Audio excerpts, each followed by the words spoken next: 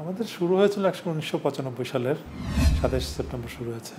ইসলামী শরিয়া সম্বন্ধ একটা ব্যাংক প্রতিষ্ঠার লক্ষ্যে কিছু ইসলামী চিন্তাবিদ ব্যবসায়ী ওরা ব্যাংকটা প্রতিষ্ঠা করেছে।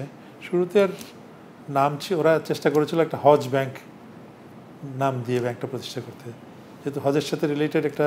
তো পরবর্তীতে সেটা হজের থেকে কিছুটা আরাফা নামটা এসছে আর কি তখন। তো ওইখান থেকে আরাফা নামটা এসছে। তো সেইভাবেই শুরু। আস্তে আস্তে আমরা গ্রো করছি।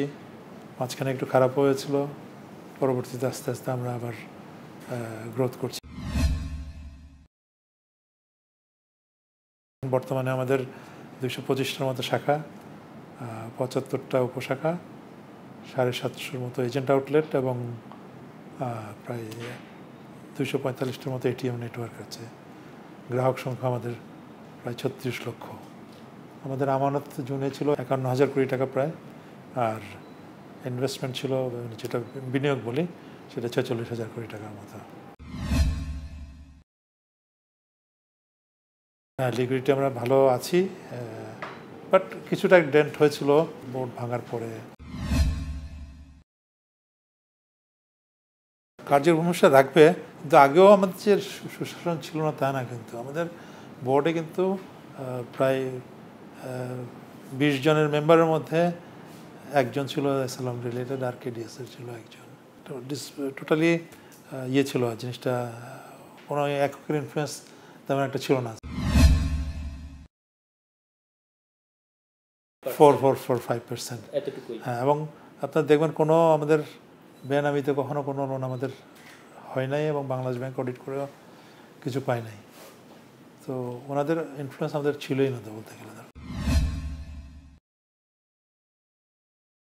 যেটা প্রথমে যারা একটা, তো ধরুন বোর্ড ভাঙার পরে একটা তো কাস্টমারদের মধ্যে একটা নেগেটিভ একটা ইমপ্রেশন তৈরি হয়েছিল।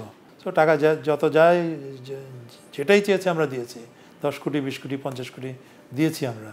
এমন হয়েছে গ্রাহকরা টাকা আমাদের থেকে নিয়ে গিয়ে বাসায় রেখেছে 50 লাখ টাকা, পর 2 দিন পরে এসে আবার টাকাটা নিয়ে আসছে, বলছে রাখেন আপনার টাকা আমরা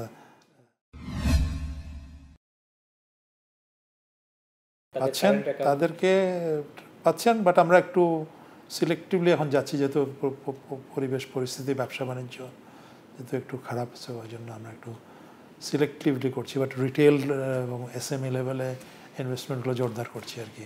বড়োদেরকে আর বেশি বাড়াচ্ছি না, যেভাবে আছে ওইভাবে রেখেছি আর কি। আর এমজি সেক্টরে আমাদের ভালো কিছু বুকিং হয়েছে, যেমন ধরুন মন্ডল গ্রুপ, রিদিশা গ্রুপ, তারপরে স্কোয়ার, তারপরে এমএস স্পিনিং, তারপর এমএস ডাইং, এই ধরনের অনেক। ফকির গ্রুপ আছে, ফার্মাসিউটিক্যালস আছে, ইনসেপ্টা আছে, হেলথ কেয়ার, যারা লিডিং টপ 5-5-এর মধ্যে এরা আছে। আবুল খায়ের গ্রুপ আছে, টিকে গ্রুপ আছে, তারপরে সিটি গ্রুপ আছে, মেঘনা আছে, অল বিগ কাস্টমার্স আমাদের।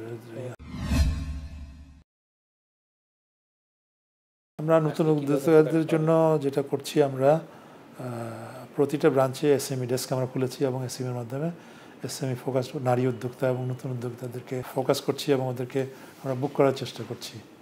আর আমরা একটা স্কিম করেছি, এআরডিপি বলে একটা নামটা, এটা আলারফা রুরাল ডেভেলপমেন্ট স্কিম। এর মাধ্যমে আমরা একদম রুরাল সেক্টরে একদম কৃষি ঋণে আমরা যাচ্ছি, এবং সেক্ষেত্রে আমাদের প্রায় 65,000 নারী উদ্যোক্তা, খুব ক্ষুদ্র উদ্যোক্তা, ওদেরকে আমরা ঋণ দিয়েছি প্রায় 426 কোটি টাকার মতো। আমরা এই ক্ষেত্রে আমরা ইনভেস্টমেন্ট করেছি এদেরকে। আমার গ্রাহকের আস্থাটাই সবচেয়ে বড় জিনিস।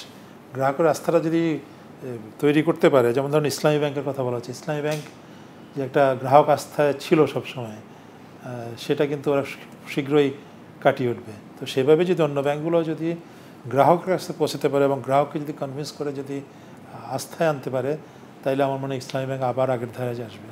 কারণ আমাদের দেশের মানুষজন তো একটা ধর্মভীরু মানুষ, এবং